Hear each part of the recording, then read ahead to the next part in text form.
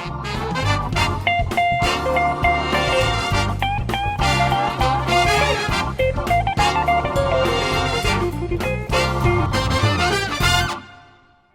everybody. I'm Pamela Rose. Welcome back to Wild Women of Song, great gal composers of the jazz era.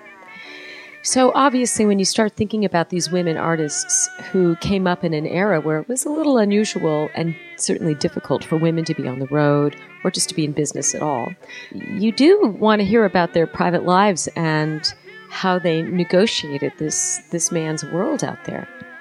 What's kind of interesting is that two of the women that we should pay attention to when you really talk about blues and jazz roots are Bessie Smith and Mary Lou Williams. Both of them were typical of a lot of women in that they sort of found a man to protect them.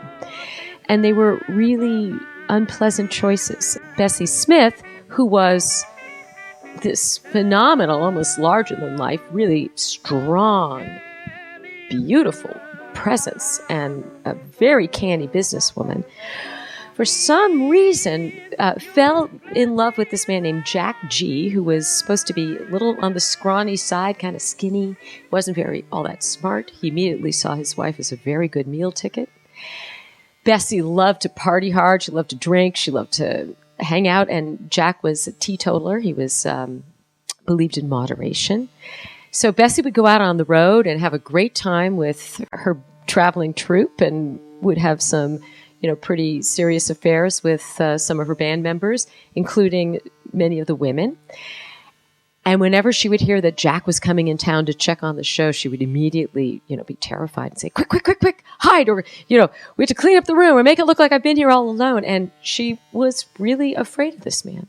And how he controlled her so much and why she gave up so much power to him is, an ongoing mystery. And then another really moving story about these phenomenal women who let themselves be kind of managed by men in their lives was the story of Mary Lou Williams. So Mary Lou Williams grew up she was a child prodigy.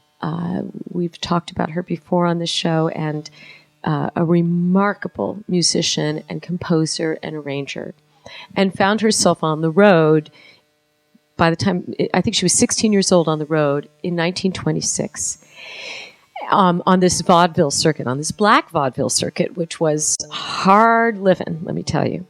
I mean, the women on the road faced, there were some dangers to be faced. You could be, you're definitely approachable. You were considered to be sort of fair game because you were out on the road. And so what Mary Lou did was get married to one of the musicians in the band that she was traveling with, a saxophonist by the name of John Williams. They were married for, 8-9 years.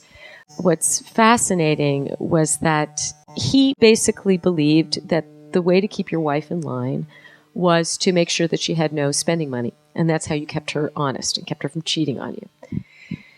But this happened to coincide with a period of time when Mary Lou, because of the strength of her arrangements, she was making a lot of money. Her music was in great demand.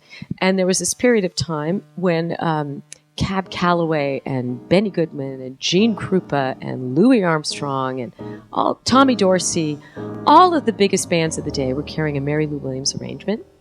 And she was making good change. And John Williams would take her money, as was his right, and give her literally pennies a day to live on. There's this extraordinary book called Morning Glory by Linda Dahl, who's a wonderful writer and researcher. And she really tells story after story about how fellow musicians and singers and would comment on the fact that Mary Lou was living in, wearing these raggedy dresses, wouldn't even have money to buy stockings, would sometimes be left. John went on the road and she was home for a week. She would literally have no money to pay for her food and would have to come and stay with friends. And here she was, this really accomplished and well thought of arranger and composer. At some point, finally, she did leave him and go out on her own. Please tune in to Wild Women of Song. We have something different for you every week. Tell your friends to subscribe to our Wild Women of Song channel on YouTube, and we'll see you later.